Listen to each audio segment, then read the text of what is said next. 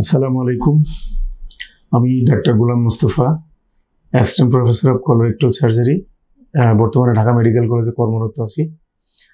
আপনাদের সাথে আজকে পাইলোনিডাল সাইনাস নিয়ে কথা বলবো। প্রথমত, পাইলোনিডাল সাইনাস এই জিনিসটা কি?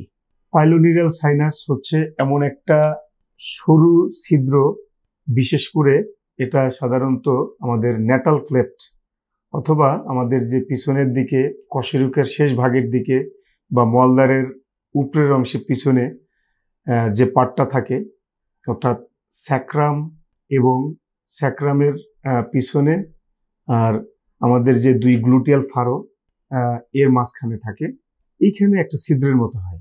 এই ছিদ্রের মধ্যে সাধারণত চুল ঢুকে থাকে এবং এখানে ইনফেকশন হয়। কিছুদিন পরই এখানে পুঁজ জমে, ব্যথা হয়, হঠাৎ করে পুঁজগুলো বাইর হয়ে এটা সিমটম কমে যায় এবং কিছুদিন পরে দেখা যায় যে তার ওই যে প্রাইমারি যে পিঠ থাকে সেই পিঠ থেকে সামনের দিকে, তার মানে হচ্ছে উপরের দিকে দেখা যায় ছোট লাল একটা ফোড়ার মতো হয়ে থাকে।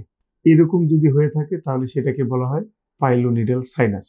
এখন কমনলি পাইলোনিডাল সাইনাস হচ্ছে এই জায়গাটাতে হয়ে থাকে, অর্থাৎ গ্লুটিয়াল ফারোতে বা ন্যাটাল ক্লেফটে হয়ে থাকে। কিন্তু এটা কিন্তু আঙ্গুলেও হতে পারে, অর্থাৎ বিশেষত যারা বারবার বা নাপিত তাদের ক্ষেত্রে আঙ্গুলে হয়ে থাকে, কারো কারো ক্ষেত্রে নাভিতেও হয়ে থাকতে পারে। সুতরাং পাইলোনিডাল সাইনাস শুধুমাত্র ন্যাটাল ক্লেফটে হয় তা কিন্তু নয়, কমনলি হচ্ছে ন্যাটাল ক্লেফটে হয়। এটা কাদের বেশি হয়? এটা সাধারণত পুরুষের বেশি হয় এবং যাদের বডিতে চুলের পরিমাণ বেশি থাকে তাদের এটা বেশি হয়।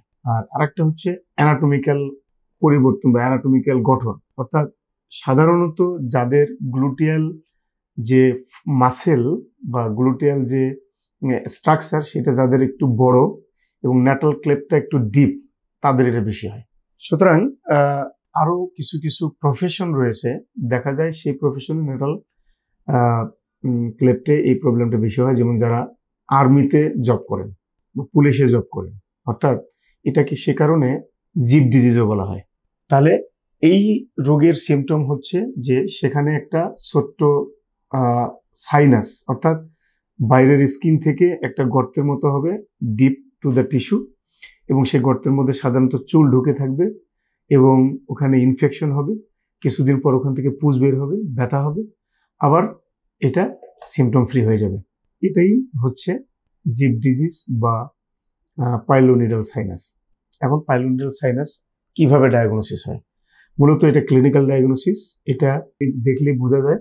তারপরে অনেক সময় সাইনোগ্রাম করে দেখা যেতে পারে, বাট খুব বেশি হেল্পফুল নয়। কোনো কোনো ক্ষেত্রে আমরা পাইলোনিডাল সাইনাসের জন্য সাইনোগ্রাম করে থাকি যে সেটার কোনো সাইড ব্রাঞ্চ আছে কিনা, অথবা সেটার একটা ডিফারেন্সিয়াল ডায়াগনোসিস হচ্ছে ফিস্টুলা ইনানো, সেটা ফিস্টুলা ইনানো কিনা। তো এটাই মূলত ডায়াগনস্টিক প্রসিডিউর, মূলত এটা ক্লিনিক্যালি দেখলেই বোঝা যায়। তো এখন কথা হচ্ছে এই রোগের চিকিৎসা কি? আমার কাছে অনেকে জিজ্ঞাসা করে থাকেন, স্যার এই রোগ অনেকবার অপারেশন করেছি, আবার হয়। হ্যাঁ, এ কথা সত্য। কারণ পাইলোনিডাল সাইনাসটা হয় একটা বিশেষ অ্যানাটমিক্যাল পরিবর্তনের কারণে, চেঞ্জের কারণে। আমি আগেই বলেছি যে ডিপ ন্যাটাল ক্লেফট যাদের থাকে তাদের বেশি হয়, হেয়ারি বডি যাদের বেশি হয় তাদের বেশি হয়। সে কারণে এই যে hairy body, deep natal cleft, সুতরাং এইখানে যে অ্যানাটমিক্যাল চেঞ্জগুলো আছে সেগুলোকে পরিবর্তন করে দিতে হয়। এটা যদি পরিবর্তন না করা হয় তাহলে কিন্তু বারবার হয়। সুতরাং এই রোগটা বারবার হওয়ার সম্ভাবনা থাকে, এটা সত্য।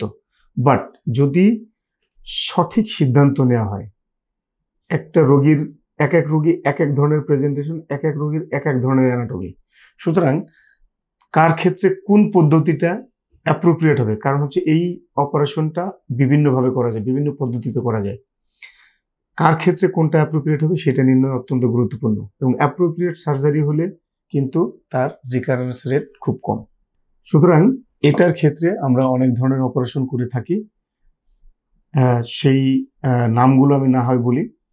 তবে সবচেয়ে কম যে পদ্ধতিতে করলে রিকারেন্স রেট একদমই কম হবে সেটা হচ্ছে লিমবার্গ ফ্ল্যাপ পদ্ধতি অথবা জেড প্লাস্টি অথবা লিমবার্গ ফ্ল্যাপ পদ্ধতি বা রম্বয়েড ফ্ল্যাপ পদ্ধতিতে কিন্তু recurrence rate world wide only 4%।